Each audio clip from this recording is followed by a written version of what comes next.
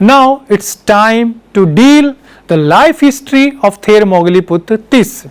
In due course of time, in the city Patliputra, that is a Pali word Pataliputta, during the reign of Chandragupta, that is Chandragupta, it is interesting to know that in due course of time, in the city Patliputra, during the reign of Chandragupta, somewhat in the year 319 BC, the wife of Brahman Moggali gave birth to a boy. There, Singh come to know that Tissa had been born in this human world. Moreover, as it was pre-decided, he visited for alms to Brahman Moggali's house for 7 years since the conception of the child. Moreover, the 7 years he did not receive a spoonful of rice, nor did he hear a single word of welcome or even go forth on from Brahman's house. Moreover, in the 8th year, he receives the mere word, "Your pardon, sir, go forth on." As he went out, Brahman Moggali was coming to his house. There he saw the Thera going. Therefore, he asked whether he had visited his house.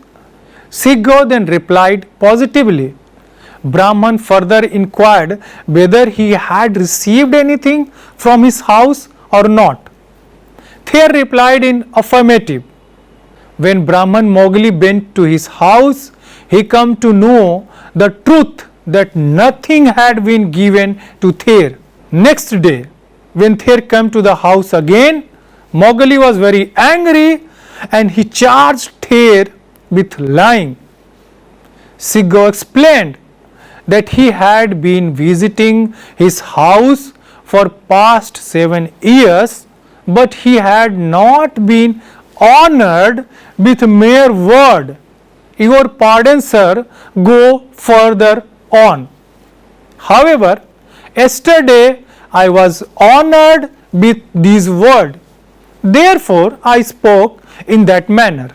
Brahman Moggali thought that receiving a mere courteous greeting, the Thera expresses thanks. In what way will he praise if he receives anything? He was exceptionally pleased.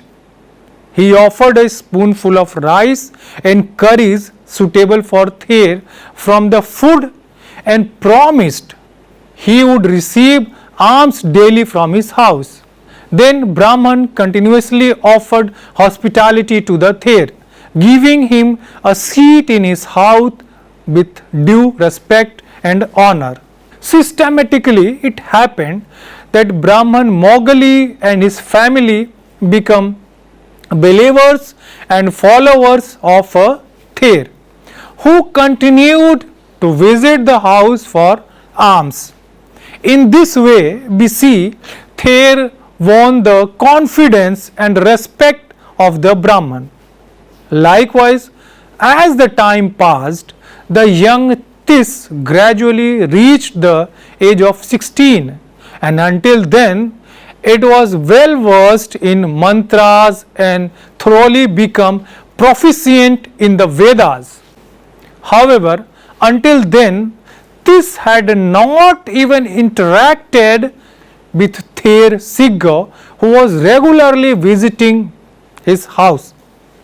Incidentally, one day it happened that all the seats in the house vanished except the seat of Tissa. Since Tissa had come from the Brahma heaven, he loved cleanliness.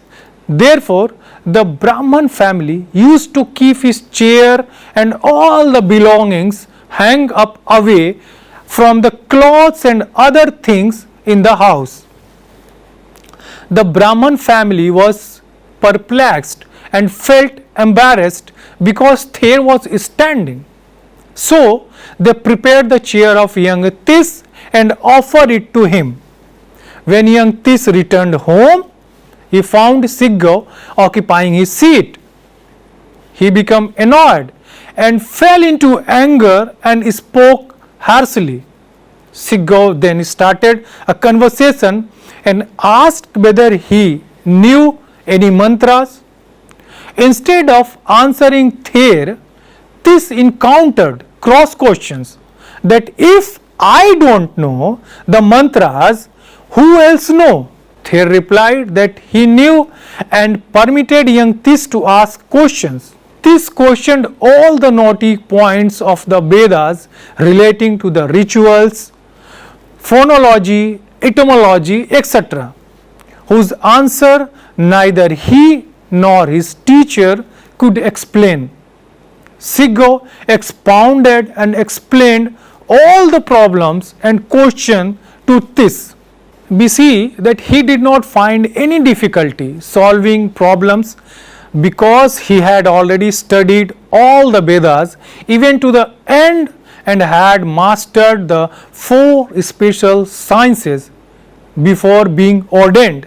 At the last, Thera said, "You had asked many questions. Now I also want to ask one question." Tis agreed.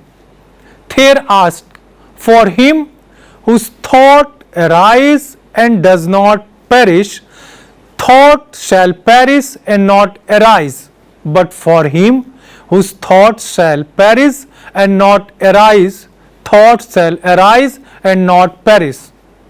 From the chapter named Chitta Yamak of the Abhidham Pitak.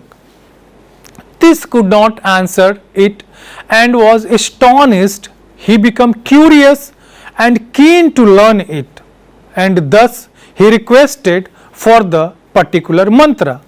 Singh told him that it was a Buddha Bachan or a Buddha mantra, and informed him that we give this mantra only to those who are like us, who wear our robes. In order to learn the mantra, he requested permission from his teacher, father and mother. When they permitted, he entered into Sangh and received Pabajja ordination. Novice Moggaliputta was ordained in the 2nd year of Chandragupta reign by the Singh, who was then 64 years old. After the Pabajja ordination, Thera Singh duly imparted the topics of meditation on 32 body parts to novice Moggaliputta Tissa. Practicing meditation, the highly gifted novice Tissa soon attended the stage of the Sotapatti. Thera Singh then thought that now at this stage, novice Moggaliputta Tissa could not return to his worldly life. Despairingly, Thera thought that soon Tissa would attain arhathood, and then he would not be keen and interested in learning the Buddha Bachan. Therefore, he decided not to instruct him further in the meditation.